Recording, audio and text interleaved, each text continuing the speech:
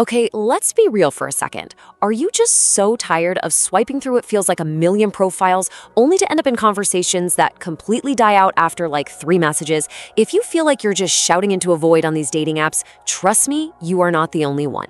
So it kind of makes you step back and ask a really important question. What is your profile actually designed to do? Is it a giant magnet trying to pull in every single person on the app? Or is it a really effective filter designed to find the right person? It's a huge distinction and it changes the entire game. Because here's the crazy thing about modern dating, right?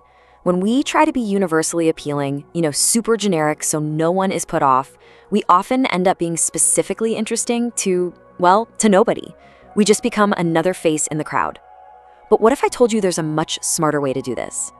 Now, before we get into the strategy, if you're looking for more ways to make life a little clearer and more intentional, go ahead and hit that subscribe button and press the bell icon. That way you won't miss our next presentation. Okay, so here's our game plan for today. First, we're going to talk about what I call the dating app void, that feeling of getting nowhere. Then I'll introduce you to this concept of clear coding. After that, we'll get super practical. We'll talk about your bio, your photos, and those tricky little prompts. And we'll wrap it all up with the most crucial part, shifting your entire mindset from quantity to quality. So let's start at the beginning. We need to clearly define the problem we're all trying to solve here. Let's call it the dating app void. It's that super frustrating feeling when you're putting in all this effort, you're swiping, you're messaging, but you're just not getting anything meaningful back. You know the cycle, I'm sure. You spend hours just swiping, you read bio after bio that says something like, I like tacos and travel. I mean, who doesn't? Then you start a chat, you get the whole, hey, how are you back and forth, and then poof, nothing.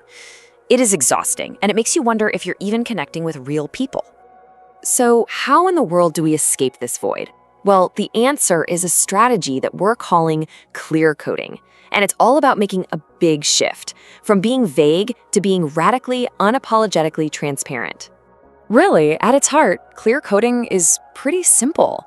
It means you stop trying to hide your quirks or downplay what you're really looking for. Instead, you put all of that stuff front and center. The goal here is twofold. 1, to act like a powerful magnet for people who will genuinely get you, and 2, to be a really effective and polite filter for the people who just won't. I love this analogy. Think of it like SEO, search engine optimization, but for your love life, right? With SEO, you use very specific keywords so that the right audience finds you online. Clear coding applies that exact same logic to your dating profile. You're using specific details, we can call them vibe markers, to signal exactly who you are and what you're searching for. This slide just lays it out so perfectly. On the left, you've got vague coding. This is what most people do. It feels safe, right? You're not really risking rejection, but it just leads to a ton of low-quality matches. On the right, that's clear coding. It is intentional, it's all about being specific. And yeah, it leads to fewer matches, but the ones you do get are so much more promising from the get-go. All right, let's get into the practical stuff. The first actionable step is your bio. And please don't think of it as just a little box of text. It is your strategic mission statement. A really effective, clear-coded bio isn't just a list of things you like. It has 3 essential parts that all work together. You have to state your intent, you need to share a polarizing hobby, and you've got to name what we're calling your price of admission. First things first, be completely upfront about what you're looking for. Seriously, this one move can save you and your potential matches weeks, maybe even months of confusion. If you're looking for a serious, committed relationship, just say that. If you're looking for something casual, be honest about that too. Being direct isn't rude, it's actually the most respectful way to use everyone's time, especially your own.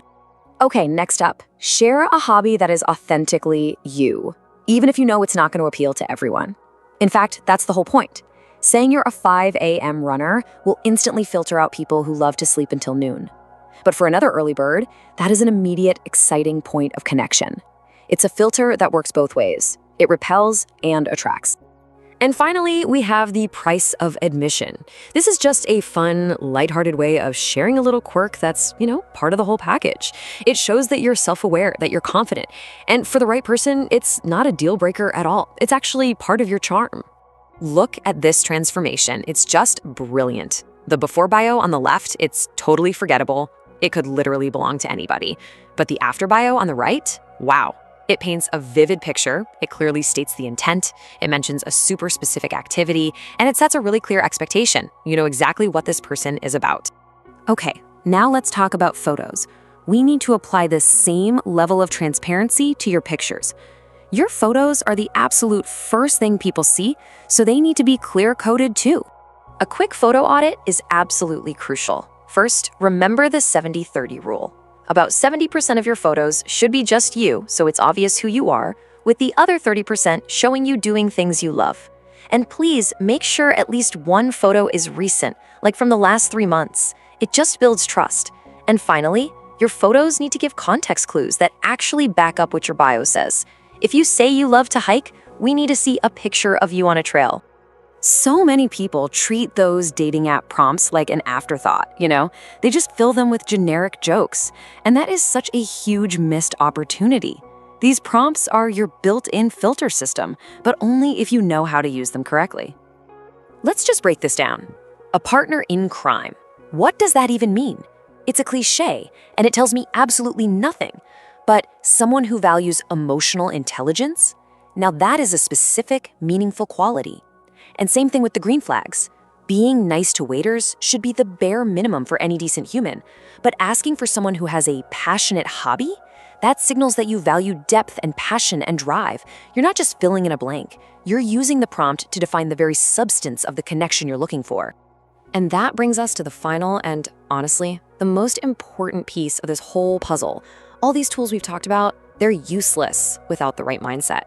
To really master clear coding, you have to fully embrace a quality over quantity approach to your dating life. Here are just a few last tips. A huge one is to avoid what's called negative coding. A long list of don'ts and no's can make you sound really cynical and negative. So instead, just flip those into positives. Instead of saying no drama, say, I really value peace and consistency. It's the same core message, but it's delivered from a much more attractive, optimistic place. And I want to be really clear about something you need to be prepared for. When you start clear coding your profile, your total number of matches will almost certainly go down. And I need you to know, this is not a sign that you're failing. This is a sign that it's working. It's a feature, not a bug. It is proof that your filter is doing its job. You are making a very deliberate trade-off here.